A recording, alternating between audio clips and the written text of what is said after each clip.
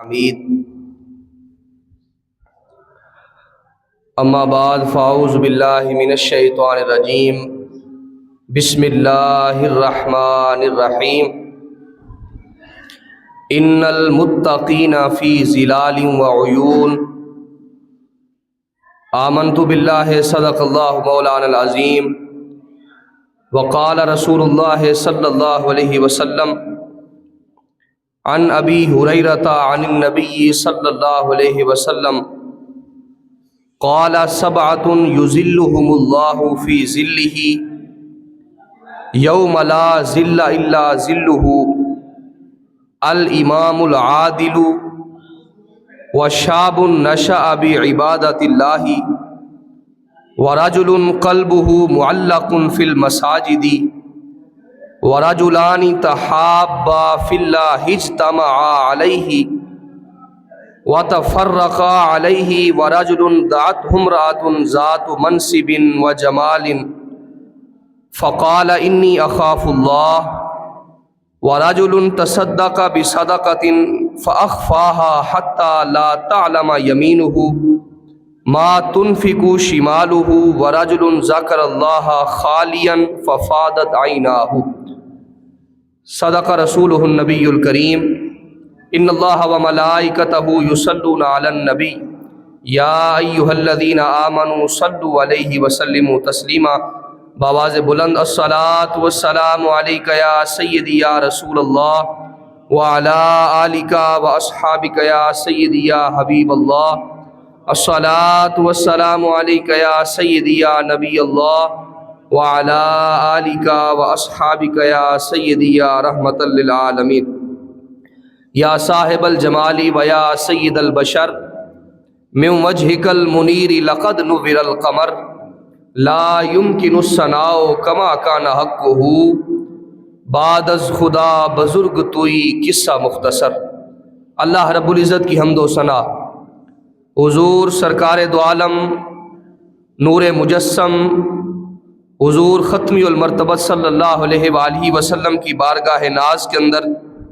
ہدیہ درود و سلام کا نذرانہ پیش کرنے کے بعد دعا ہے کہ اللہ رب العزت میری اور آپ سب کی حاضری کو اپنی بارگاہ کے اندر شرف قبولیت عطا فرمائے۔ حاضرین محترم، آج کے خطبہ جمعہ کے اندر میں نے حضور علیہ الصلوۃ والتسلیم کی ایک حدیث مبارکہ جس کو امام بخاری نے امام مسلم نے اپنی اپنی اسناد کے ساتھ روایت کیا ہے، اس کو پڑھنے کا شرف حاصل کیا۔ اللہ رب العزت مجھے اس کے ضمن کے اندر حق سچ بیان کرنے کی توفیق عطا فرمائے۔ حاضرین محترم، اس حدیث مبارک کے اندر اللہ رب العزت کے ان 7 خوش قسمت لوگوں کا ذکر ہے جن کو قیامت کے دن جب کوئی سایہ نہیں ہوگا اللہ رب العزت اپنے عرش کا ٹھنڈا سایہ نصیب فرمائے گا۔ اس حدیث مبارک کے اندر ان 7 اشخاص 7 خوش قسمت لوگوں کا تذکرہ ہے۔ حاضرین محترم، قیامت کا دن یقیناً بڑا ہولناک دن ہوگا اور بڑی تپش کا، گرمی کا، شدت حدت کا دن ہوگا، اور وہ کیسا عجیب دن ہوگا جب اللہ رب العزت فرماتا ہے یوم لا یفر المرء من اخیہ وامہ وبنیہ وصاحبتہ واخیہ، کہا جس دن بھائی بھائی سے بھاگ رہا ہوگا اور بیٹا اپنے باپ سے، باپ اپنے بیٹے سے بھاگ رہا ہوگا، ماں اپنے بیٹے سے بھاگ رہی ہوگی، بیوی اپنے شوہر سے، شوہر اپنی بیوی سے بھاگ رہا ہوگا۔ الاخلاء یومئذ بعضهم لبعض عدو الا المتقین، فرمایا وہ دن کیسا سخت دن ہوگا جس دن جو گوڑھے دوست ہیں، جو گوڑھے یار ہیں، اس دن ایک دوسرے کے دشمن بن جائیں گے۔ فرمایا اس دن سورج 1 میل کے فاصلے پر آ جائے گا۔ آج اگر زمین پر سورج کی شعائیں پڑتی ہیں، کرنیں پڑتی ہیں، تو زمین اس گرمی کو جذب کر لیتی ہے، مگر قیامت کا جو منظر ہے، جو میدان محشر ہے، وہ منظر بڑا عجیب ہے۔ اللہ رب العزت فرماتا ہے کہ اس دن یہ جو زمین ہے اس کے اندر جو جذب کی قوت ہے وہ ختم ہو جائے گی، بلکہ زمین تانبے کی بنا دی جائے گی، اور سورج جو آج الٹا ہماری طرف ہے، قیامت کے دن یہ سیدھا 1 میل کے فاصلہ پر اس زمین کے قریب آ جائے گا، اور ہر طرف شدت ہوگی، اور ہر گناہگار اپنے اعمال کے مطابق اور اپنے کردار کے مطابق اپنے پسینے کے اندر خود ڈوب رہا ہوگا۔ کسی کو پسینہ ٹخنوں تک آئے گا، کسی کو گھٹنوں تک، کسی کو کمر تک، کوئی پورے کا پورا اس پسینے کے اندر ڈوبا ہوا ہوگا۔ حدیث پاک کے اندر آتا ہے اگر اس پسینے کا ایک قطرہ اگر احد پہاڑ پر ڈال دیا جائے تو اس کی گرمی اور شدت کی وجہ سے احد پہاڑ بھی ریزہ ریزہ ہو جائے، اور اگر اسی پسینے کا ایک قطرہ اگر اب زمین پر پھینک دیا جائے تو کہا کیا انسان تو دور کی بات ہے، جنات کے دماغ بھی اس کی بدبو سے پھٹ جائے۔ یعنی اتنی ہولناکی کے دن کے اندر، اتنے مشکل ترین دن کے اندر، جب ہر طرف بے چینی، پریشانی اور ایک سراسیمگی کا عالم ہوگا، مگر اللہ رب العزت ان 7 اشخاص کو اپنے عرش کا ٹھنڈا سایہ نصیب فرمائے۔ یہ 7 اشخاص کون سے ہیں؟ حدیث پاک کے اندر آتا ہے کہ پہلا شخص عادل حکمران، جس نے زمین پر عدل کو قائم کیا ہوگا، جس نے زمین پر عدل کے نظام کا رواج ڈالا ہوگا اور عدل کو لے کر آگے بڑھتا رہا ہوگا۔ فرمایا وہ شخص قیامت کے دن جب کوئی سایہ نہیں ہوگا، اللہ رب العزت اس عادل حکمران کو اپنے عرش کا ٹھنڈا سایہ نصیب فرمائے۔ حاضرین محترم، ایک بزرگ کا قول ہے، فرمایا کہ دنیا کے 4 پائے ہیں، ان 4 لوگوں کی وجہ سے دنیا قائم ہے۔ پہلا حکمرانوں کے عدل کی وجہ سے، دوسرا علماء کے علم کی وجہ سے، اور تیسرے نمبر پر اغنیاء کی سخاوت کی وجہ سے، اور چوتھے نمبر پر فقراء کی دعاؤں کی وجہ سے۔ ایک اور عربی مقولہ ہے، کہا یہ پورا نظام ظلم سے کبھی بھی نہیں چل سکتا۔ اگر کسی ملک کے اندر، کسی گھر کے اندر ظلم کا نظام رائج ہو جائے تو فرمایا ظلم کا نظام کبھی بھی نہیں چل سکتا۔ ہاں کفر کا نظام تو چل سکتا ہے مگر ظلم کا نظام نہیں چل سکتا۔ تو جب کسی بستی کے اندر، کسی ملک کے اندر، کسی گھر کے اندر اگر ظلم کا نظام رائج ہو جائے تو وہاں پر پھر اس بستیوں کو، ان مکانات کو، ان کے رہنے والوں کو تباہ و برباد کر دیا جاتا ہے۔ حاضرین محترم، ظلم اللہ رب العزت کو ناپسند ہے۔ اللہ رب العزت اس کائنات کے اندر عدل دیکھنا چاہتا ہے، اور اللہ رب العزت عدل کا، احسان کا حکم فرماتا ہے۔ حاضرین محترم، جس نے اس زمین پر عدل کیا ہے آج اسی کا نام ہی زندہ ہے اور اسی کا کام بھی باقی ہے۔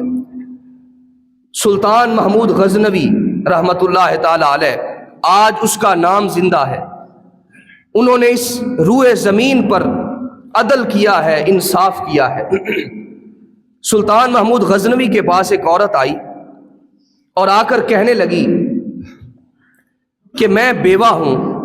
میرا شوہر فوت ہو چکا ہے، مگر میری ایک جوان بیٹی ہے، اور میں آپ کے پاس شکایت یہ لے کر آئی ہوں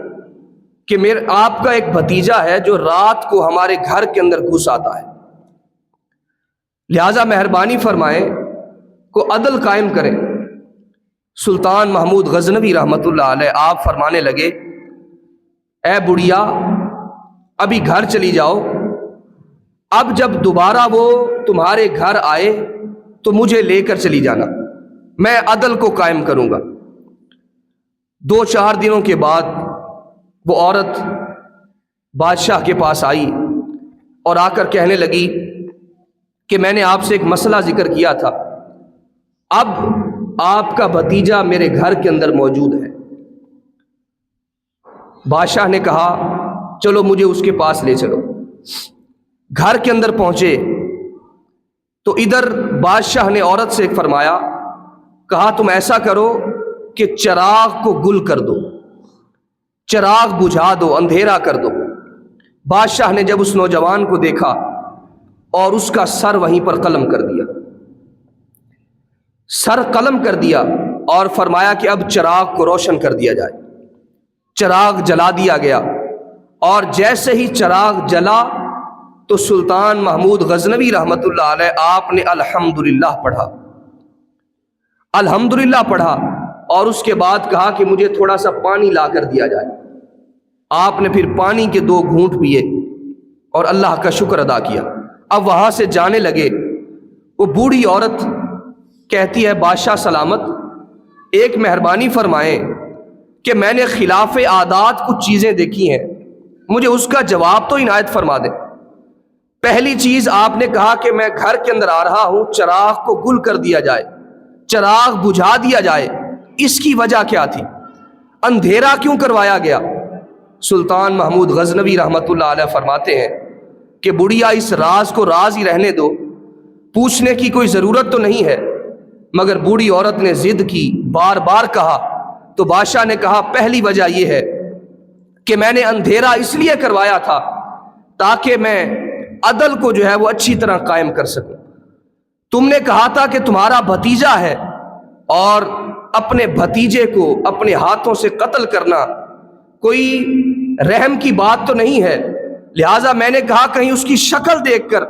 میں عدل قائم کرتے ہوئے کہیں گھبرا نہ جاؤں اور میرے دل کے اندر کہیں رحم کا جذبہ پیدا نہ ہو جائے، کہیں میرے دل کے اندر محبت پیدا نہ ہو جائے اور میرے بھائی کا چہرہ میرے سامنے نہ آ جائے، اس لیے میں نے کہا اندھیرے کے اندر اس کا سر قلم کر دوں گا، لہٰذا اندھیرا میں نے اس لیے کروایا تھا۔ کہا دوسری بات، آپ نے پھر روشنی کروائی اور پھر آپ نے الحمدللہ کیوں کہا؟ سلطان محمود غزنوی رحمۃ اللہ علیہ فرماتے ہیں کہ میں نے الحمدللہ اس وجہ سے کہا تھا کہ میں پریشان ہو گیا تھا کہ میرا خون اتنا گندا ہو چکا ہے کہ میرا بھتیجا ایک بے بس مجبور بیوہ عورت کے گھر جا کر اپنے منہ کو کالا کر رہا ہو۔ کہا جب میں نے روشنی جلوائی، چراغ جلوایا تو میں نے دیکھا وہ ہمارا بھتیجا نہیں تھا بلکہ ہمارا نام استعمال کرتا تھا، وہ کوئی اور شخص تھا۔ اب سلطان محمود غزنوی آپ وہاں سے جانے لگے، وہ بوڑھی عورت کہتی ہے کہ ایک چیز ابھی باقی ہے، ایک جواب ابھی رہتا ہے، اس کے بارے کے اندر بھی مجھے بتلا دیں۔ آپ نے پانی منگوایا تھا اور پانی آپ نے نوش فرمایا تھا۔ سلطان محمود غزنوی رحمۃ اللہ علیہ فرماتے ہیں اس کی وجہ یہ ہے کہ جس دن تم نے آ کر میرے دربار کے اندر شکایت لگائی تھی، خدا کی عزت کی قسم اس دن سے میں نے یہ عہد کر لیا تھا کہ جب تک عدل اور انصاف کو قائم نہیں کروں گا تب سے نہ تو کچھ کھاؤں گا اور نہ ہی کچھ پیوں گا، لہذا اس لیے میں نے تب سے کچھ کھایا بھی نہیں تھا اور کچھ پیا بھی نہیں تھا، اور آج آپ کے گھر کے اندر میرا اتنا تو حق بنتا تھا کہ 2 گھونٹ پانی ہی پی لیتا۔ حاضرین محترم، یہ لوگ تھے جنہوں نے زمین پر عدل قائم کیا، انصاف قائم کیا، اور آج ان کا نام بھی زندہ ہے اور ان کا کردار بھی زندہ ہے۔ تو فرمایا کہ امام عادل، حکمران عادل، عدل کرنے والا جس نے اس روئے زمین پر عدل کیا ہوگا، فرمایا قیامت کے دن جب کوئی سایہ نہیں ہوگا، اللہ رب العزت عادل حکمران کو اپنے عرش کا ٹھنڈا سایہ نصیب فرمائے۔ حاضرین محترم، دوسرا شخص حدیث پاک کے اندر آتا ہے وَشَابٌ نَشَأَ بِعِبَادَةِ اللَّهِ، وہ جوان جس کی جوانی اللہ کی عبادت کے اندر گزری۔ یہ دوسرا شخص ہے، وہ جوان جس کی جوانی اللہ کی عبادت کے اندر گزری۔ فرمایا جب قیامت کے دن کوئی سایہ نہیں ہوگا، اللہ رب العزت اسے بھی اپنے عرش کا ٹھنڈا سایہ نصیب فرمائے۔ حدیث پاک کے اندر آتا ہے آقا علیہ السلام نے ارشاد فرمایا لوگوں، ایک میں اللہ کا حبیب ہوں اور جو جوان جوانی کے اندر توبہ کرتا ہے وہ بھی اللہ کا حبیب ہے، اور جب جوان جوانی کے اندر توبہ کرتا ہے اللہ کا عرش بھی خوشی سے جھوم اٹھتا ہے، اللہ کا عرش جھومنے لگتا ہے۔ بڑھاپے کی توبہ بہت بڑی بات ہے، مگر جوانی کے اندر جب خواہشات بہت زیادہ ہوتی ہیں اور انسان بے قابو ہوتا ہے، اس وقت جو شخص اپنی جوانی کو اللہ کے نام لگاتا ہے وہی شخص اللہ رب العزت کی بارگاہ کے اندر مقبول بندہ ٹھہرا کرتا ہے۔ فرمایا در جوانی توبہ کردن شیوائے پیغمبری،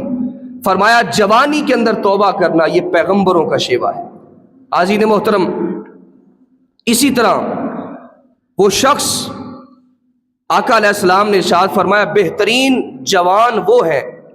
جو بوڑھوں کی مشابہت اختیار کرتے ہیں، اور بدترین بوڑھے وہ ہیں جو نوجوانوں کی مشابہت اختیار کرتے ہیں۔ جوانی آوارگی کا نام نہیں ہے، جوانی مستی کا نام نہیں ہے، جوانی گلی چوکوں چوراہوں پر کھڑے ہونے کا نام نہیں ہے،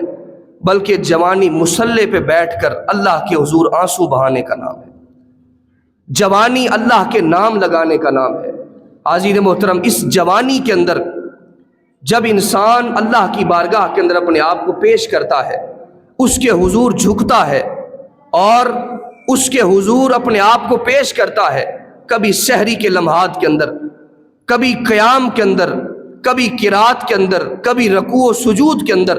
جب انسان اس انداز سے اپنے آپ کو پیش کرتا ہے، اللہ رب العزت کا عرش خوشی سے جھومنے لگتا ہے۔ عزیز محترم، یہ جوانی کے جو لمحات ہوتے ہیں یہ بڑے عجیب ہوتے ہیں۔ آپ دیکھتے ہیں کہ ہمارے نوجوان کس قدر بے راہ روی کا شکار ہے، ہر طرف فحاشی ہے، عریانی ہے، بے حیائی ہے، اور ہمارا نوجوان مست ہاتھی کی طرح آگے بڑھتا چلا جا رہا ہے۔ مگر خدا کی عزت کی قسم، جوانی وہی ہے جو اللہ کی عبادت کے اندر گزر جائے،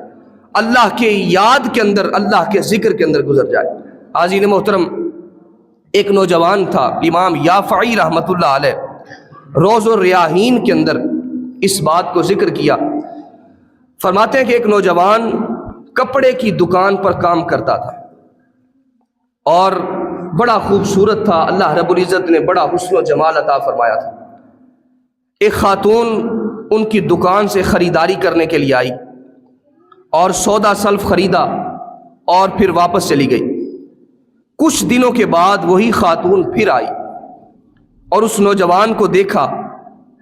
اس کے دل کے اندر اس کی محبت گھر کر گئی۔ اس نے جان بوجھ کر بہت زیادہ کپڑے خرید لیے، اپنا وزن بڑھا لیا اور دکان والے مالک سے کہنے لگی کہ تم ایسا کرو، اس نوجوان کو میرے ساتھ بھیج دو، یہ میرا سامان گھر چھوڑ کر واپس پلٹ آئے گا۔ اس نے نوجوان کو اجازت دی۔ اب نوجوان نے اس سامان کی گٹھڑی کو اپنے سر پہ اٹھایا اور اس خاتون کے پیچھے پیچھے چل پڑا۔ جیسے گھر پہنچتے ہیں، وہ عورت جس کے دل کے اندر چور ہے، اس نے دروازے کو مقفل کر دیا، دروازہ بند کر دیا، اور اس نے کہا، اس نے دعوت گناہ دی، اس نے اپنی طرف مائل کرنا چاہا اور اس نے شرم و حیا کا جو لباس تھا وہ بھی اتار پھینکا۔ اب یہ نوجوان جو حقیقتاً ظاہری طور پر تو خوبصورت تھا مگر دراصل وہ اللہ کا ولی تھا، نیک شخص تھا، اب دل کے اندر سوچتا ہے کہ ساری زندگی گناہوں سے بچتا رہا ہوں اور آج یہ مجھ پر آزمائش آئی ہے، اور اس آزمائش سے نکالنے والی ذات بھی اللہ رب العزت کی ذات ہے۔ اب عورت سے کہتا ہے مجھے تھوڑی سی مہلت دی جائے، میں غسل خانے کے اندر غسل کرنا چاہتا ہوں۔ غسل خانے کے اندر پہنچ جاتا ہے اور ساری گندگی کو اٹھا کر اپنے بدن پر مل لیتا ہے۔ جیسے باہر آتا ہے، اب اس کے بدن سے بدبو نکل رہی ہے، اب اس کے بدن سے بدبو آ رہی ہے، اور عورت جب اس بدبو کو سونگھتی ہے تو اس کا سارا نشہ ہی اتر جاتا ہے، اور وہ دروازہ کھول دیتی ہے اور اس کو مجنوں کہہ کر، دیوانہ کہہ کر، پاگل کہہ کر اپنے گھر سے نکال دیتی۔ اب وہ نوجوان دل کے اندر سوچتا ہے، مولا اپنے جسم کو تو گندا کر بیٹھا ہوں مگر اپنے من کو گندا نہیں کر پایا۔ سامنے ایک فہارہ کے اندر جا کر وہاں پر وہ نوجوان غسل کرتا ہے، اور علماء کرام نے لکھا ہے، امام یافعی فرماتے ہیں کہ ساری زندگی اس کے بدن سے، اس کے کپڑوں سے مشک و عنبر کی خوشبو آیا کرتی تھی۔ جب اس کو مرنے کے بعد دفن کیا گیا تو اس کی قبر سے بھی مشک کی خوشبو آیا کرتی تھی۔ تو حاضرین محترم، وہ نوجوان جو جوانی کو اللہ کے نام لگا دیتا ہے، جو جوانی کو اللہ کے حضور پیش کر دیتا ہے، پھر وہ ساری زندگی انہی مستیوں کے اندر، انہی رعنائیوں کے اندر، انہی جلوتوں کے اندر اللہ کو پکارتا ہے اور اسی مستیوں کے اندر ہی لگا رہتا ہے۔ حاضرین محترم، دوسرا شخص فرمایا وَشَابٌ نَشَأَ بِعِبَادَةِ اللَّهِ، اور وہ نوجوان جس کی جوانی اللہ کی عبادت کے اندر گزرتی ہے، فرمایا قیامت کے دن جب کوئی سایہ نہیں ہوگا، اللہ رب العزت اسے بھی اپنے عرش کا ٹھنڈا سایہ نصیب فرمائے۔ تیسرے نمبر پر فرمایا وَرَجُلٌ قَلْبُهُ مُعَلَّقٌ فِي الْمَسَاجِدِ، فرمایا تیسرا شخص ایسا نوجوان، ایسا شخص جس کا دل مسجد کے اندر لٹکا رہتا، ایک نماز پڑھی ہے، دوسری نماز کے انتظار کے اندر بیٹھ جائے اور اس کے دل کے اندر یہ خواہش ہو کہ میرا زیادہ تر وقت مسجد کے اندر گزرے، فرمایا ایسے شخص کو بھی اللہ رب العزت اپنے عرش کا ٹھنڈا سایہ نصیب فرمائے۔ حضرت عبداللہ ابن مسعود رضی اللہ تعالیٰ عنہ، آپ تو رہتے ہی مسجد کے اندر تھے۔ حدیث پاک کے اندر آتا ہے، آقا علیہ السلام نے ارشاد فرمایا کہ کچھ لوگ مسجدوں کی میخیں ہوا کرتی ہیں، جب ان کو ڈھونڈو گے، جب ان کو دیکھو گے تو وہ مسجد کے اندر ملیں گے، اور جب وہ بیمار پڑ جاتے ہیں اور کسی وجہ سے مسجد کے اندر آنے سے قاصر ہو جاتے ہیں تو فرمایا اللہ کے کچھ فرشتے ایسے ہیں جو ان کی تیمارداری کرنے کے لیے، ان کا حال حوال پوچھنے کے لیے ان کے گھروں کے اندر جاتے ہیں۔ تو یہ مسجد سے محبت کرنے والے، مسجد سے پیار کرنے والے، اللہ رب العزت ان کو یہ مقام اور مرتبہ عطا فرماتا ہے۔ مالک بن دینار رحمۃ اللہ علیہ فرماتے ہیں کہ مومن کی مثال ایسے ہے کہ جیسے مچھلی جو ہے وہ پانی کے اندر رہتی ہے۔ مومن مسجد کے اندر آتا ہے، اس کی مثال ایسے ہے کہ جیسے مچھلی پانی کے اندر خوش رہتی ہے، اور منافق کی مثال مسجد کے اندر ایسے ہے کہ جیسے کسی پنجرے کے اندر کسی پرندے کو قید کر دیا جائے، اس کے اندر وہ تڑپتا ہے اور ساری کوشش کرتا ہے باہر نکلنے کی، مگر اس پنجرے کے اندر وہ قید ہو جاتا ہے۔ تو حاضرین محترم، مسجد کے اندر جو اپنے دل کو لگا لیتا ہے، آقا علیہ السلام نے ارشاد فرمایا کہ بازاروں کے اندر دیر سے جایا کرو اور جلدی واپس پلٹ آیا کرو، اور مسجد کے اندر جلدی جایا کرو اور دیر سے واپس آیا کرو۔ تو مسجد یہ بہترین جگہ ہیں جو اللہ کو بڑی پسند ہیں، اور اللہ کی محبوب جو جگہ ہیں ان میں سے یہ مسجد اللہ رب العزت کو بہت پسند جگہ ہے۔ حاضرین محترم، فرمایا کہ تیسرا شخص جو مسجد کے اندر اپنے دل کو لگائے رکھتا ہے اور اپنے شب و روز کو مسجد کے اندر گزارتا ہے اور خود کو مسجد سے وابستہ کر لیتا ہے، جب اس کو تلاش کیا جائے، جب اس کو ڈھونڈا جائے تو وہ مسجد کے اندر ملے، تو فرمایا جب قیامت کے دن کوئی سایہ نہیں ہوگا، اللہ رب العزت اسے بھی اپنے عرش کا ٹھنڈا سایہ نصیب فرمائے گا۔ حاضرین محترم، چوتھے نمبر پر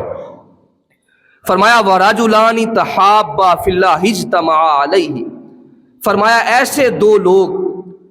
جو آپس کے اندر اللہ کے لیے محبت کرتے ہیں،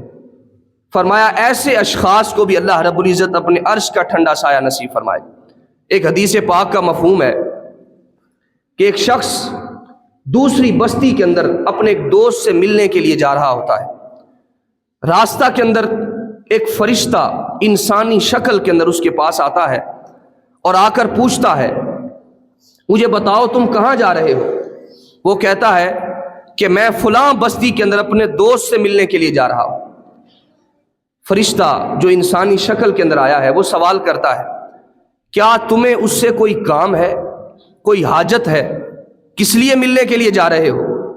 اس نے کہا مجھے کوئی کام نہیں ہے، کوئی حاجت نہیں ہے، صرف اللہ کے لیے ملنے کے لیے جا رہا۔ فرشتہ پھر سوال کرتا ہے، کہتا ہے کیا اس کا تم پر کوئی احسان ہے جو احسان کا بدلہ چکانے کے لیے جا رہے ہو؟ وہ شخص کہتا ہے میرا کوئی اس کا مجھ پر احسان نہیں ہے، میں اس سے ملاقات صرف اللہ کے لیے کرنے کے لیے جا رہا ہوں۔ وہ فرشتہ کہتا ہے کہ میں اللہ کی طرف سے بھیجا ہوا فرشتہ ہوں اور میں گواہی دیتا ہوں کہ اللہ رب العزت اعلان فرماتا ہے کہ جس طرح تو اس سے محبت کرتا ہے اسی طرح اللہ رب العزت بھی تجھ سے محبت فرماتا ہے. تو اس سے تعلق اللہ کے لیے رکھتا ہے, اللہ کے لیے محبت کرتا ہے, تو فرمایا گواہ ہو جا اللہ رب العزت نے تجھے بھی بخش دیا ہے اور اس کو بھی بخش دیا ہے. تو کسی سے محبت کی جائے, کسی سے پیار کیا جائے, الحب فی اللہ البغض فی اللہ, محبت بھی اللہ کے لیے کی جائے اور کسی سے دشمنی کی جائے تو وہ بھی اللہ کے لیے کی جائے. عزیز محترم, یہ اللہ کے لیے جو پیار کیا جاتا ہے, محبت کی جاتی ہے, اللہ رب العزت اس کا پھر انعام و اکرام بھی عطا فرمایا کرتا ہے. عزیز محترم, پھر فرمایا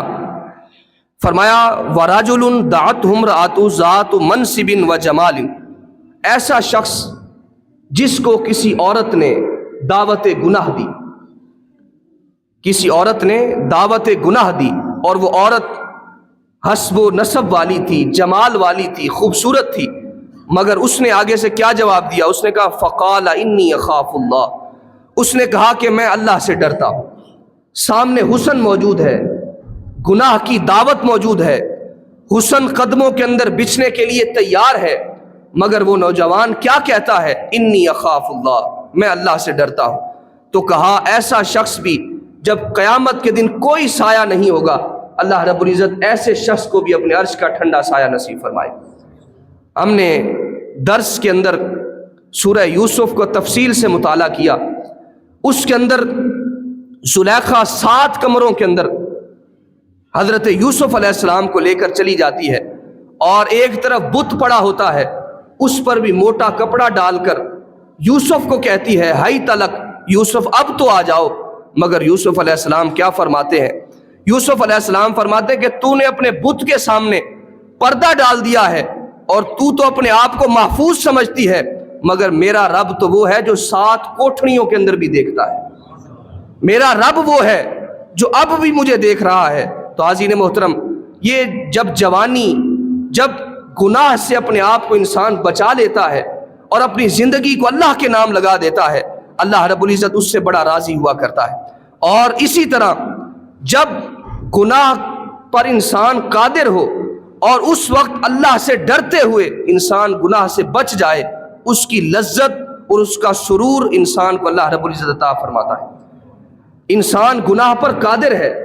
گناہ کرنے کی طاقت بھی رکھتا ہے, گناہ کا امکان اور دستور بھی موجود ہے, مگر اللہ کے لیے انسان اپنے آپ کو بچا لے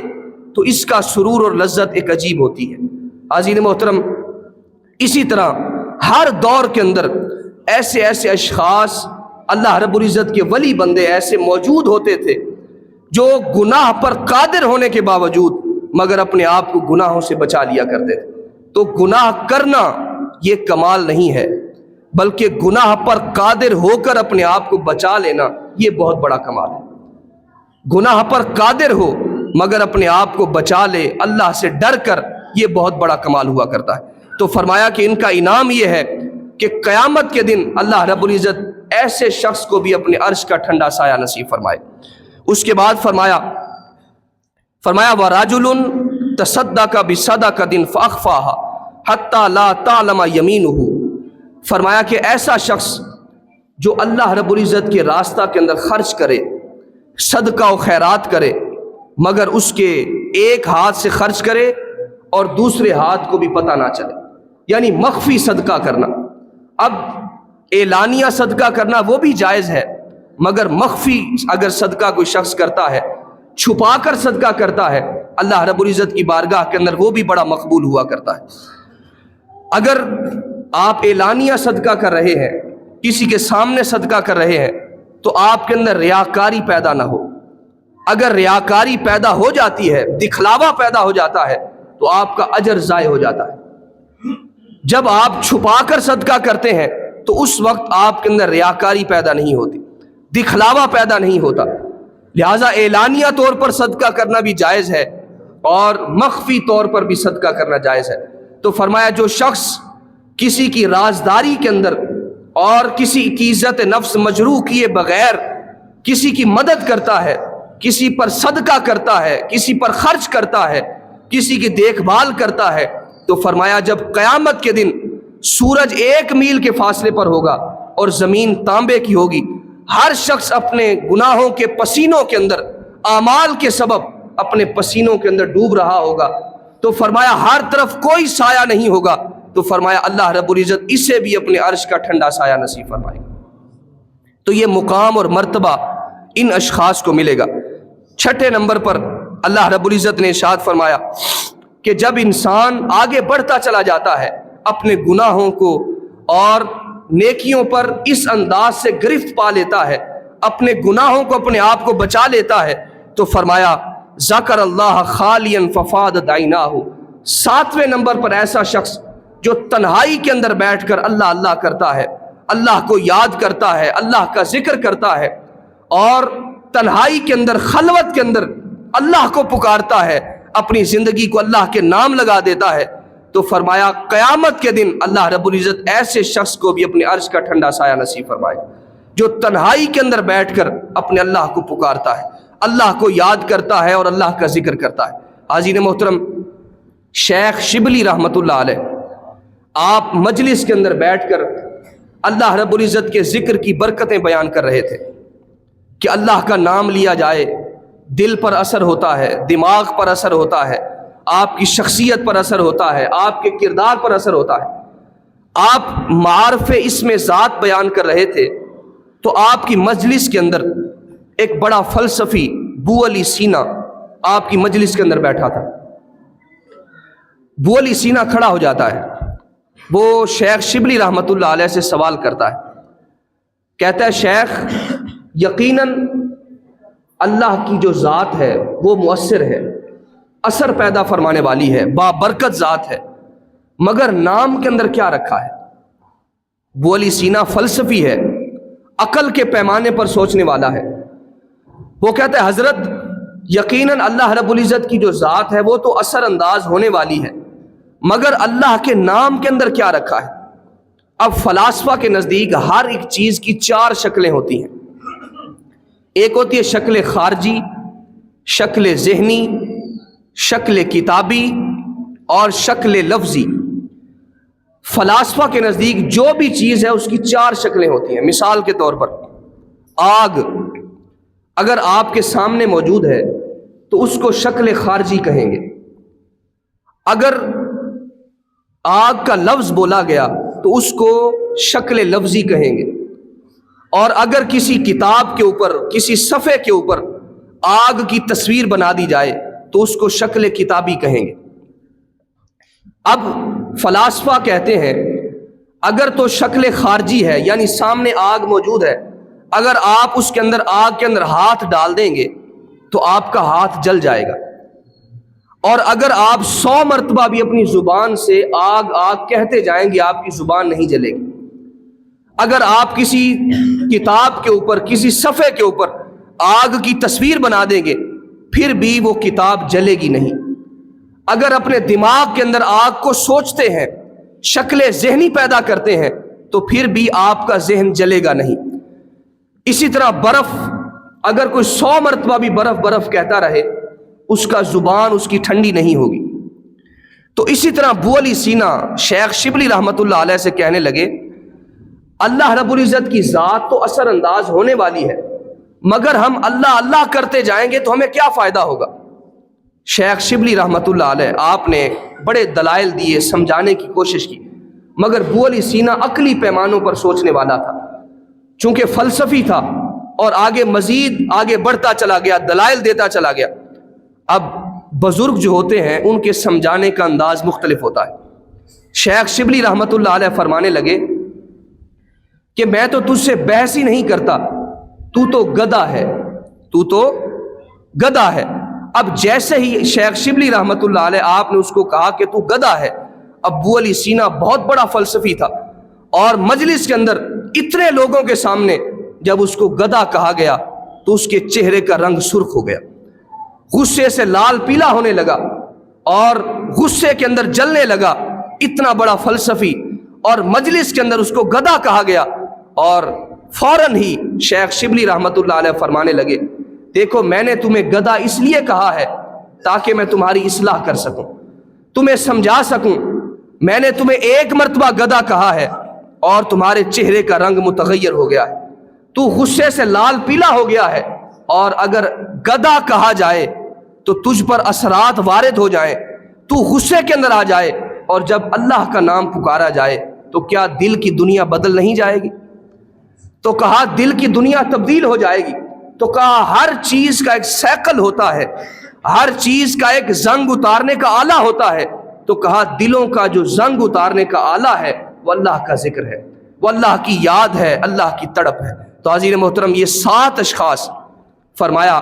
جب قیامت کے دن کوئی سایہ نہیں ہوگا، اللہ رب العزت اپنے عرش کا ان 7 خوش قسمت لوگوں کو ٹھنڈا سایہ نصیب فرمائے۔ اللہ رب العزت ہم سب کو ان 7 لوگوں کے اندر شامل ہونے کی سعادت نصیب فرمائے۔ وآخر دعوانا ان الحمد للہ رب العالمین۔ جنہوں نے سنتے ادا کرنی ہے وہ سنتے ادا کریں۔